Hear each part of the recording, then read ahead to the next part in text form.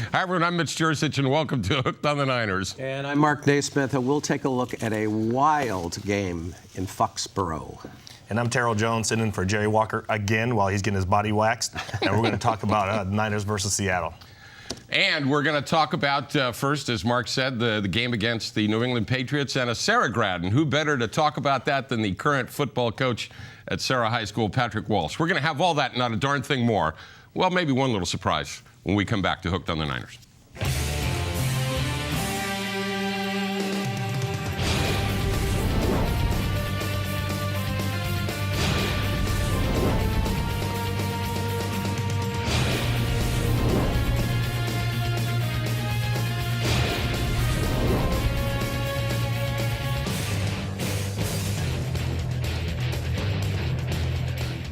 Hooked on the Niners is brought to you by Bay 101 Casino, located at 1801 Bering Drive in San Jose.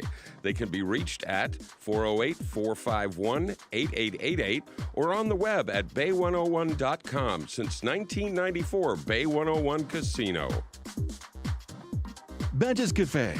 Badges Cafe is located in the heart of Mountain View at 2423 Old Middlefield Way. You can reach Badges Cafe at 650-967-7477 or on the web at www.badges.com. Go Niners! College Plaza Shell. College Plaza Shell, located at 1400 West Hillsdale Boulevard in San Mateo, providing automotive service since 1987. You can reach College Plaza Shell at 650-573-7959. That's 650-573-7959. Psst. Hey, need some video work done? We can do that. We do all that video stuff. We can even put your video on that internet thingy. At Peninsula TV, we do full-blown in-studio production, talk shows, performances, speeches, anything. Remote multi-camera production, on location, at your event. And for the budget-minded, single camcorder production in high definition. We'll take your video project from first idea to finished product. For more info, contact Peninsula TV.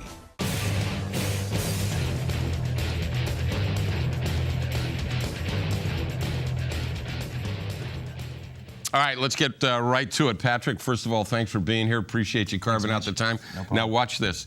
All of you out there that thought that the Niners were going to lose this game, raise your hand. Look at that. Look at all the guys in San Mateo. The guy out in Brentwood, come on, put your hands on. We had this all the way, didn't we? Oh, no doubt. No doubt. How fast were those rosary beads going through your fingers? I tell you, anyone that knows Tom Brady, though, and especially us Padres, never felt comfortable. It was 31-3, and we were still in panic mode. You know, I still remember a show I did years ago with Jan Hutchins down in San Jose, and we had Joe Montana as a guest, and he said the one thing you always have to remember is the other team has coaches, too. Right. And the way this thing started out, Terrell, I mean, really fast for the Niners, blew some opportunities. Aldon Smith was there. It seemed like it was going to be a real long night. Some adjustments made, and then you get this wild game. Yeah, you know, I mean, they start out really fast, and I'm always nervous when teams start out fast because they start to relax a little bit, and I thought the Niners relaxed, you know, just a tad bit. Yeah. But you can't relax when you got a guy like Tom Brady, you know, across the aisle, waiting just to get his hands on the ball. Yeah. So The perfect start. Almost, except for the a couple of times we should have scored. Absolutely. But what an incredible game. I mean, I think to me the two big monumental circumstances with this game is going into Foxborough, where they have not lost a game in December in 10 years. Yeah. That's almost unbelievable. Yeah. And for the 49ers to go in there and put 41 points on them. Incredible. And I think the other issue is Brady. I mean, you know, you look at a score 31-3 and go, how many quarterbacks who've played this game could get them 4 touchdowns and bring it back in the game? I think you could count them on one hand. And I'd say him, Montana, maybe Roger Staubach, and Elway. And I'm done. Yeah, it's a very, very short list. And what a magnificent player. Just never gives up, as Patrick said. You know, this incredible, voracious will to win. And he almost did it. I wasn't rooting for him, but to watch him do it was really a thing of beauty. You know, I'll toss this one at you. You know, goes without saying that the 49ers might have the #1 defense in the league. But giving up 34 points and saying they played a wonderful game, somehow I can't get those dots to connect. Right. But it's true. Well, and I just think it's a testament to the resiliency of both sides. Yeah. You got the 31-3, and it just shows just that can-do attitude and the resiliency of Tom Brady coming back. And then, when the game was tied, that great Niners defense that we have, started making sacks and made a few adjustments on the front line that everybody noticed, and that was the difference of the game. And that resiliency that the Niners showed was equally as impressive as Tom Brady bringing the team all the way back. I agree. As I watch these games and I try to write down plays that are impressive, I'm with 2 pieces of paper here today where normally it's about 4 or 5. Probably easy to say that LaMichael James' kickoff return is the play of the game. But, You think so? Well, okay. I'm thinking the fake punt. Wow. Here's what we should do, the show of hands again. How many people in your household had a cardiac arrest when that happened? Come on, raise your hand. Right. That's a gutsy place to do that. Exactly. I mean, what a block by Mr. Dixon. And just sealed that right. corner. But he misses that block, and it's sayonara. But you're snapping the ball to a safety. Yeah. Not a running back, not a wide receiver, and he knew what to do with the ball. Sure did. Do you think maybe the guys on defense were afraid to hit him? No, because the people are on off. Anyhow, I went a long way for nothing there. But go ahead. But you saw that they had it sealed, but then they took a wrong angle. Yeah, they did. And once he saw that, he exploited that. He said, "See ya." Yeah. Okay, maybe there's your vote for player of the game. Exactly. But player of the game, Colin Kaepernick. I mean, how do you stay away from that guy? I don't know. Michael Crabtree could be in that conversation. Yeesh. He made 2 great there's catches, a ton of guys. and I think a lot of people stepped up. But the other thing to me was, Brady threw for almost 450 yards, but New England couldn't run the ball, so they really didn't have a lot of balance. And 49ers again show up with 225 passing and 180 yards rushing. Beautifully balanced football game, and I think they kept them off balance and won the game that way. So they're really playing well offensively now, and boy, if they go forward with this, they're going to be very dangerous. Here's one thing that I put on Twitter last night. How did the Jets let Danny Woodhead get away? Yeah, exactly. Yeah, right. That guy can do everything. Yeah. What's Twitter? I'll show you. I'll show you. Okay. I'll show you afterwards. Okay, I didn't realize what that was. Yeah. Now they say that they don't say, it's a fact. New England ran 90 plays. Yeah. I mean, an average football game is 65 to 68, somewhere in there. Yeah. So statement of the obvious, your defense is going to get tired. But tell me how that manifests itself. I mean, you must be out there at some point thinking this is hopeless. I'm never going to get off the field. Yeah, I think I saw in a pregame stat as they snapped the ball an average of 25 seconds between each play, and they're averaging over 73 plays a game. And you're starting to see some of that kind of Oregon-esque tempo filtering into the NFL stage and basically just flat out wearing out the defense. Just getting on the ball, running, and the fact of the matter is, if you have more snaps, you have more opportunities to score. But don't you? From your standpoint, I suppose you could implement this and try to get the plays off in 20 seconds. But as much as you're wearing down the defense, aren't you hurting your team? I don't think so. Not necessarily, especially when the defense is the one that has to pursue. Yeah. And obviously your skill players are running around, should be in great shape, but really where the wear down effect comes in is with the defensive line rushing the passer. Okay.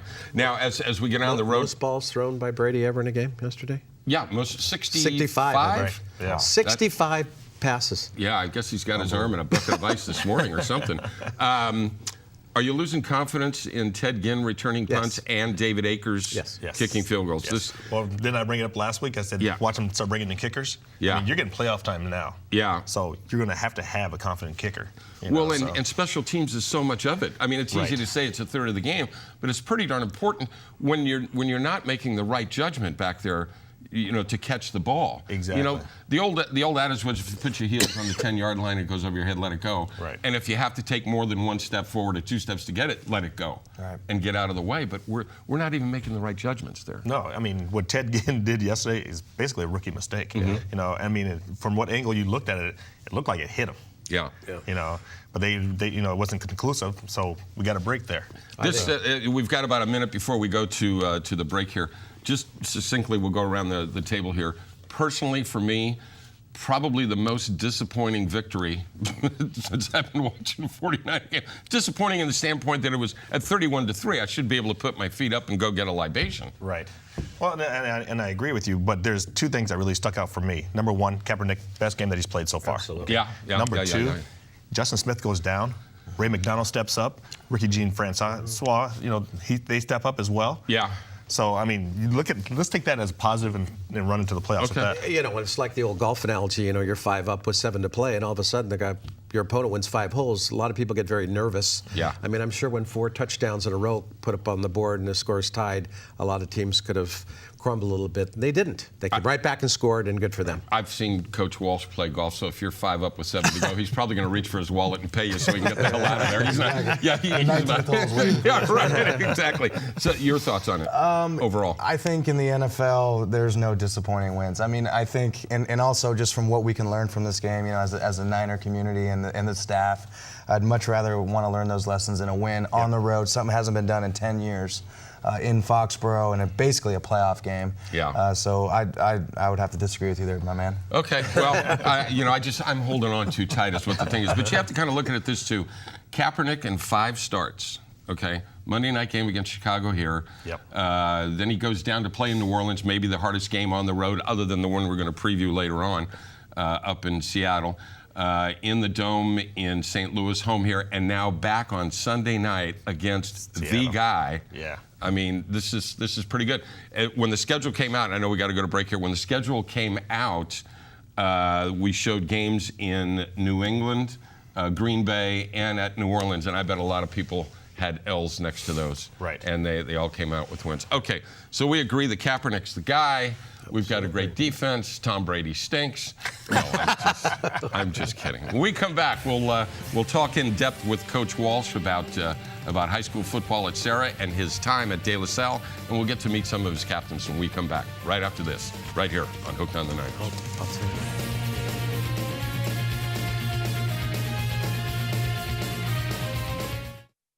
Brought to you in part by Barati & Karad, CPAs, providing income tax and accounting services to individuals and the business community since 1986. Located at 1100 Larkspur Landing Circle in Larkspur. They can be reached at 415-461-8500 or on the web at www.pccpas.com.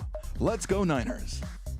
Woodmont Real Estate Services, a friend to the community since 1963. Woodmont Real Estate Services is located at 1050 Ralston Avenue in Belmont, California, and can be reached at 650-592-3960 or at www.wres.com. Vivace Ristorante. Vivace Ristorante is located in the heart of Belmont at 1910 Ralston Avenue. They can be reached at 650-637-0611. That's 650-637-0611 or on the web at www.vivacerestaurant.com. Gando Design. For 25 years, Gando Design is located in Redwood City. Their website is gandodesign.com/specials. Gando Design, a proud sponsor of Hooked on the Niners. Peninsula TV is now live streamed on the internet. Watch us from anywhere you have an internet connection, on cable, on the net, and on that fancy mobile device. Just go to pentv.tv.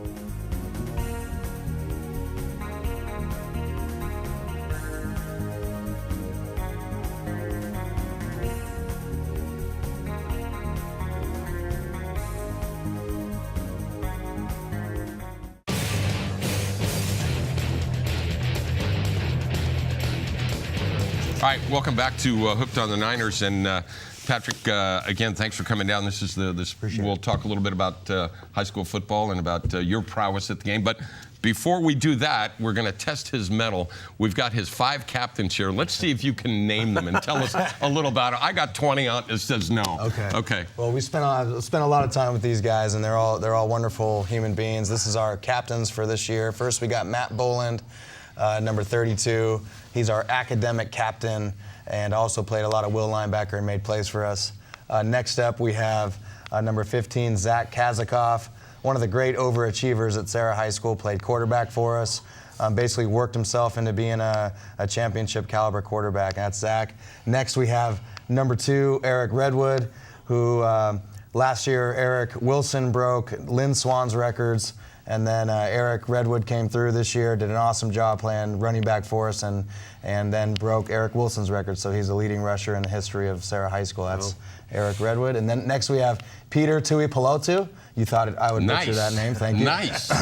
Peter was kind of our most vocal captain, played Mike linebacker for us, anchored the center of a great defense this year, and is one of those guys that all leaders look up to. Next, we have Fia Malapai. Again, thank you, Mitch. Christmas. Fia is, we call him the Poly Badger. And Poly Badger, I like it. Yeah, the Poly Badger, always around the football. Will linebacker, another one of our captains, one of the great playmakers in Serra history, and a hard hitter. Wow, and you look at those guys, and I know the folks out there are saying, look how nice and squeaky clean. Any dad would be proud to have one of those guys ring a doorbell and say, you know, hey, I'm going to take your daughter out. It's a wonderful group of guys. And congratulations on a nice season, too. Thank you. I mean, and you guys are constantly in it. Right. And we should talk a little bit about you. Everyone out there knows about De La Salle, won another state championship. Congratulations to Coach Ladisor and the Spartans, and are #1 in the nation. And when it all started, when they started that 160 games, right, he was on that team, and he was the guy. He was the guy. How many carries a game did you get there? Phew, man, we didn't play a lot of, full 4-quarter games that year. So I would say anywhere between 15 and 18 carries. 15 and 18 carries and averaged like what, 310 yards a game? I don't know about that much. Okay. Still impressive. So. Yeah, right. Exactly. Tell us about the experience there and what you brought from there to Serra. Yeah, I mean, a lot of life is about timing, and thankfully my parents chose to put me in that great school and pay the tuition, and just having the opportunity to learn from arguably the best coach in the history of high school football.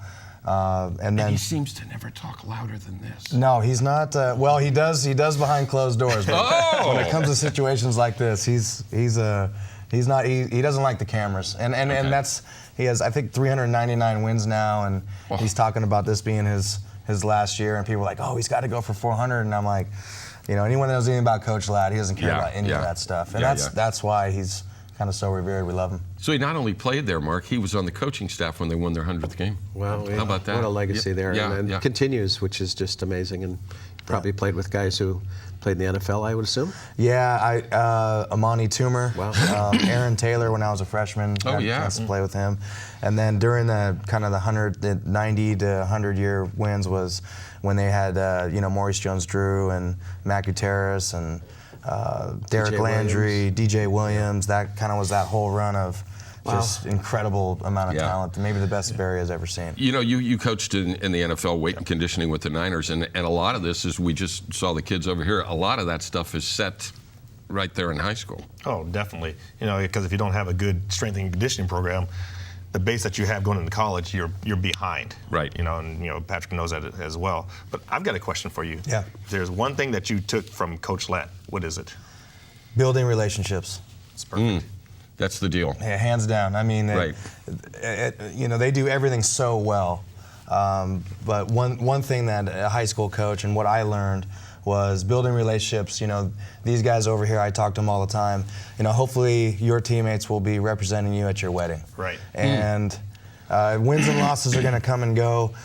Over there, the losses go a lot more. But but that's even over there or wherever at Serra High School, to me the most important thing is hopefully building upon the relationships that the school has laid down, building a brotherhood. We talk about it all the time, and hopefully those guys create relationships that last a lifetime. And that's really what is at the core of that program. Which leads me to believe then probably the toughest thing for you is to tell someone that they aren't going to make the team, or they're not going to be starting, or talk about that, how difficult that is. Well, at the varsity level, it's a little bit easier because the proof is in the pudding. I mean, there's, if you can play, if you can't play. Right. There's usually a group of guys that are the guys. There's usually a group of guys that aren't the guys. It's those guys in the middle that, are battling that can maybe get some time on special teams. But and having a kind of a values-based program helps alleviate some of those issues up front, because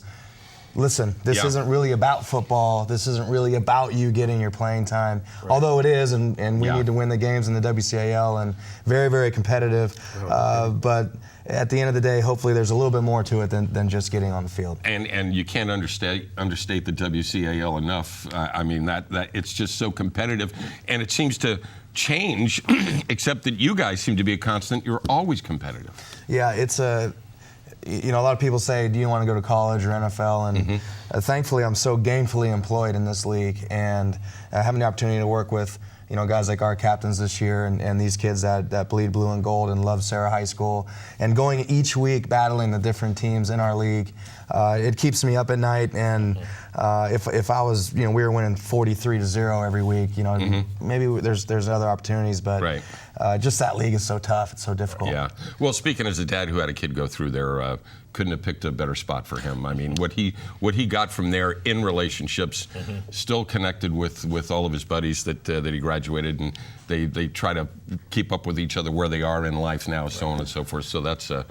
pretty good deal. We got about 15 seconds. I was going to say, how involved are you with the college recruiting when colleges come through with the selection of the kids? Yeah, we'll get anywhere from 40 to 60 Division I college recruiters coming through every single year. Wow. And I am one of the touch points on campus every single time. That's awesome. So it's an awesome responsibility. I mean, with the guys like Tom Brady and Lynn Swan and Barry Bonds and the brotherhood and the relationship, Serra, the tradition in the Bay Area, their recruiters are coming to Serra High School no matter what. We'll talk a little bit more when we come back, and we'll preview the Seattle game right after this. Good stuff. Good stuff.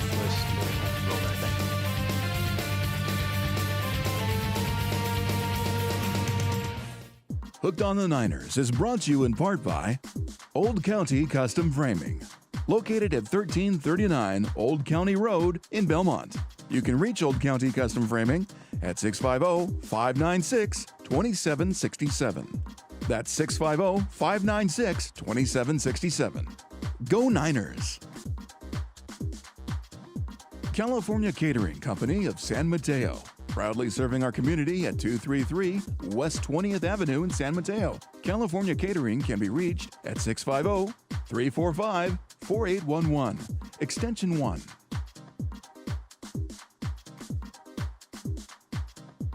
The San Mateo Credit Union, serving San Mateo County for over 60 years. They can be reached at 650-363-1725. That's 650-363-1725. Or on the web at www.smcu.org. San Mateo Credit Union. Hey guys, Will Durst here for my good friends, acquaintances at Penn TV, the place for what's happening in San Mateo County, and lots more too. Visit Penn TV on your local cable TV provider, or live on the web at www.penntv.tv. Hey, they do good stuff.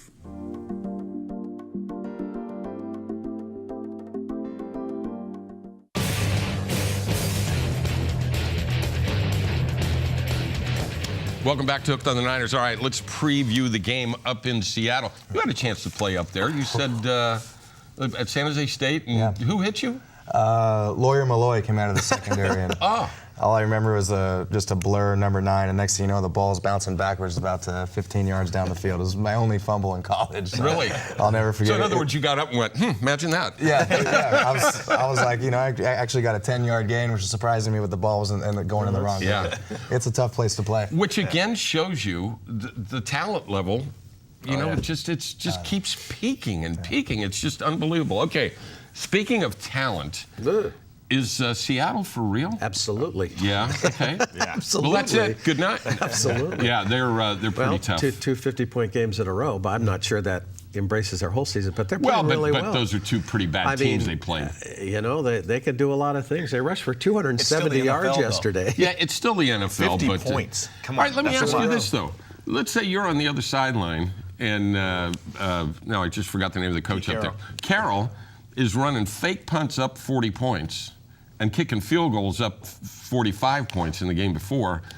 What are you going to say when you go? Are you going to go, hey, good game, coach, when you go to the other side? I don't think not you. Coach has got, long-term memories, and my thing basically that is like, if we're ever in that situation, I got a lot more things to worry about than how they're behaving on their sideline. So I like to look, introspective, look inward first, and then, but they're going to play him again next year. Right. That will be brought up again. Exactly. He's never tried to win popularity contests, though, has he? No. But now you got to look at what happened between Pete Carroll and Harbaugh. Yeah. at Stanford. And, What goes around comes around. Exactly. So this is and- going to be good. When was the last time Harbaugh lost to him? Didn't he beat him 2 straight years at SC? And he hasn't lost to him while he's up in Seattle, has he?